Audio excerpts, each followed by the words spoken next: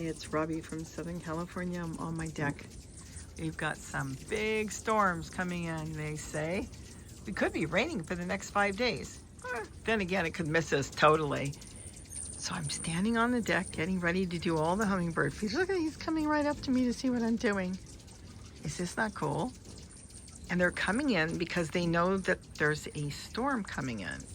Now they're gonna come in very heavily as the rain gets closer and closer, because they will come from other areas knowing that there's not going to be as much food during the rain. Sunflowers don't open during the rain, or it'll be harder for them to feed.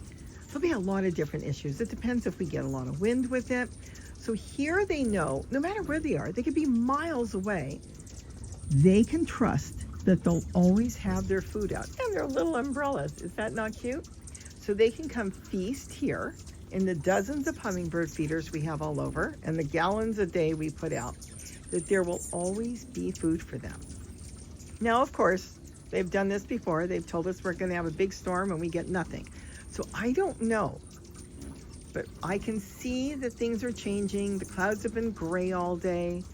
You kind of can almost feel in the air the rain that is there, but not coming down yet. So we'll see how it goes. We're not going to get that cold, but if it continues to rain in the next few days, we will drop down into the 40s at that point.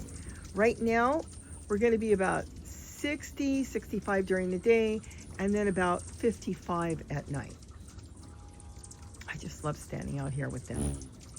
Oh yes, I can grab a feeder and put it in my hand and feed them, but I really want to leave them alone. I don't want them to be so tame like that. I want them to know that they can come here, trust me standing out here, and kind of let them do their own natural thing. Now, covering the feeders during a storm is very important. If their food gets water in them, like in the bottom of the reservoir of these feeders that I'm using, then it will dilute. And if it dilutes like that, they can't eat it. It just won't give them the energy they need. In fact, many of them won't feed on it at all. Now, I do take these feeders in at least 3 times a day after they've been filled. Give them a good washing. It doesn't mean bleaching each time. I would bleach them every couple days.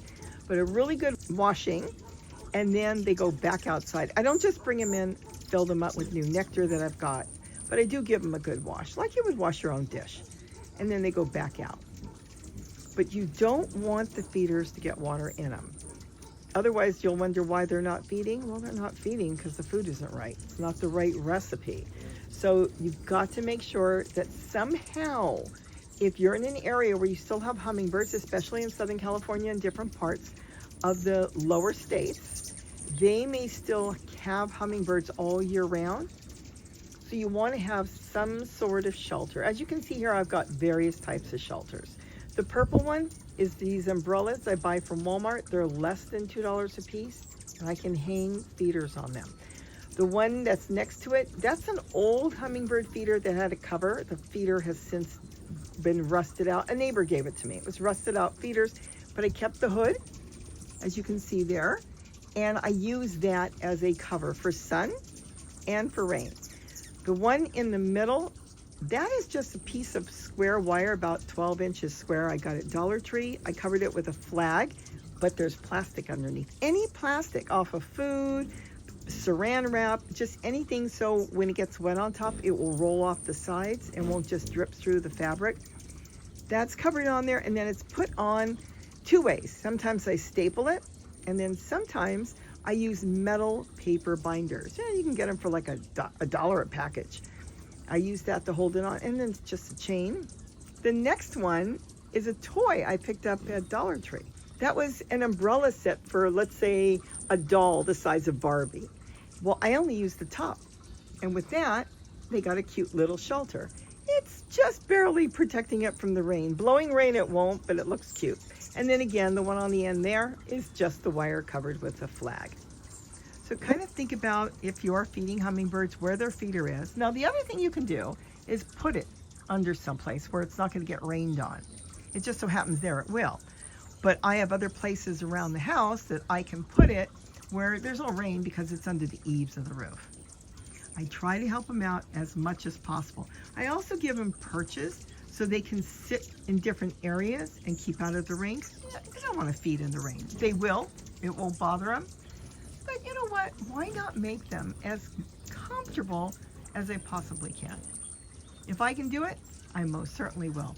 The flowers I now have added to the deck has been adding in added benefits. They actually feed on the flowers when they come in to feed on the nectar I put out, which is 1/4 cup of white granulated sugar and 1 cup of water completely dissolved.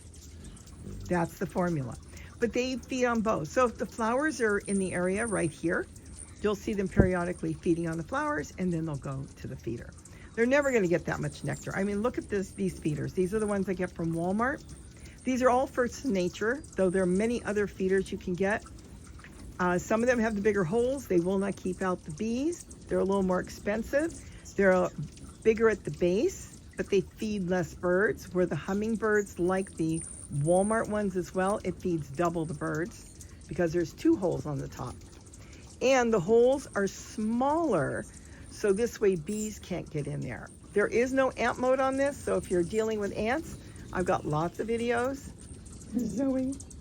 Lots of videos on how to make a cheap ant moat, a really good ant moat, because they're big and it'll keep the ants out. So I just wanted to share this with you. This is just one place I can come hang out outside on my deck. Enjoy nature, look at that. Oh, you can't see he's feeding on the ice cream container. Just hang out with the birds for a little while before I have to get back to work and continue to take the rest of these feeders down, give them a good wash, and put them out before the sun goes down. Because this is their favorite time to come in and feed. Early in the morning, when the sun first comes up, they know they can get their coffee. You know how you run and get coffee in the morning? Well, that's what they're doing here. They're coming to get their nectar. They know it's ready for them and they can get that fill up. And then all day, they can go back into the garden. They can forage throughout. And then they come back here in the evening as the sun is going down to get that last fill up. So they'll have plenty of food in their little tummies before they take that long nap throughout the night. And that's what they do here. They know there's always food at this feeding station because this whole area belongs to the hummingbirds. Anybody that wants to come, they can all forage right here. You get a good feast, keep them healthy, happy, and full, and active so they can do what they need to do. Oh, look. That's a glass masonry one. Is that not cute? I'll have to show you how I do that. I made little places for them to sit, so they really enjoy that. Okay, so with that, have a wonderful day. Don't forget to eat what you grow, and feed the hummingbirds if they're still there. And if they're not, don't worry.